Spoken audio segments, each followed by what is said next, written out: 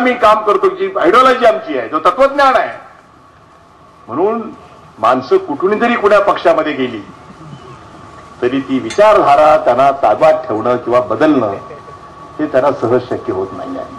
आणि म्हणून मला तुमच्या सुद्धा नेते म्हणून कौतुक याचं वाटतं. एखाद्याने सांगितलं असतं की ह्या भानगडीत पडलं तर तुम्ही अडचणीत याल, परंतु मला खरोखर त्याला धन्यवाद देतो. त्याला माहिती आहे की राम मंदिराला जरी उशीर लागला तरी तुकडोजी महाराजांचं मंदिर मात्र लवकर होईल,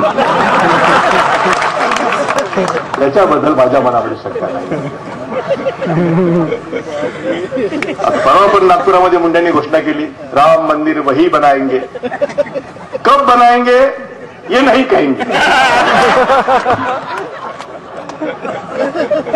पण तुकडोजी महाराजांचं मंदिर मात्र नक्की बनेल याच्याबद्दल, कारण ह्याच्यात या मंदिराबद्दल वादच नाही कोणाचा.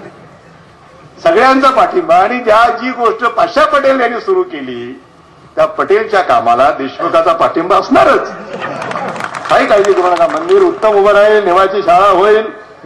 कारण तुम्ही आता सर्वांची मनं जिंकलेली आहेत आणि तुमची गरज सर्वांना.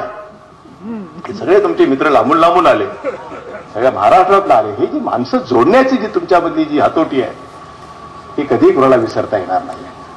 आणि केलेल्या कामाची आठवण ठेवण्याचा प्रामाणिकपणा तुमच्या जवळ आहे. राजकारणामध्ये तो शिल्लक राहिलेला नाही आहे, हे मी मुद्दाम सांगू इच्छितो तुम्हाला.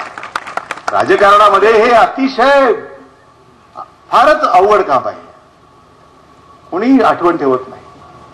गोपीनाथराव मुंड्यांनी तुमच्यासाठी जे केलं त्याच्याबद्दल दिलखुलास त्याच्याबद्दलचे शब्द तुम्ही बोलताय हे मनात नाही येतात. हे काही दिखाऊपणा नाही याच्यामध्ये, परंतु तुम्हाला कधी जमला नाही. तो प्रामाणिकपणा तुमच्या मनामध्ये आहे. सभागृहामध्ये मी तुम्हाला सांगितलं बोलू दे त्यांना, जरी आमच्या विरोधात बोलत असले तरी बोलू देत, कारण त्याच्या मागची ती प्रामाणिक भावना आहे. शेतकऱ्याचा तो आवाज आहे, गोर गरीब सामान्य शेतकऱ्याचा आवाज सभागृहामध्ये, एवढ्या मोठ्या सभागृहामध्ये कोणीतरी प्रामाणिकपणाने मांडतोय, तर तेही आठवण तुम्ही आता ठेवली, हे फार महत्वाचं आहे. हे असं कोणीही शिल्लक ठेवत नाही. आम्ही रोज बघतोय आता आमच्याकडे काय चाललंय. आम्ही एका विशिष्ट अनुभवातून रोज जात असताना तुमच्यासारखी माणसं इतक्या प्रामाणिकपणाने ज्यांनी जे केलंय त्याबद्दल कुठेही आडपडदा मनामध्ये न ठेवता तो जो खुलेपणा तुमचा आहे तो सर्वांना भावतो, सर्वांना आवडतो. म्हणून ही सगळी मंडळी दूरदूरून तुमच्या इथे आलेली आहेत.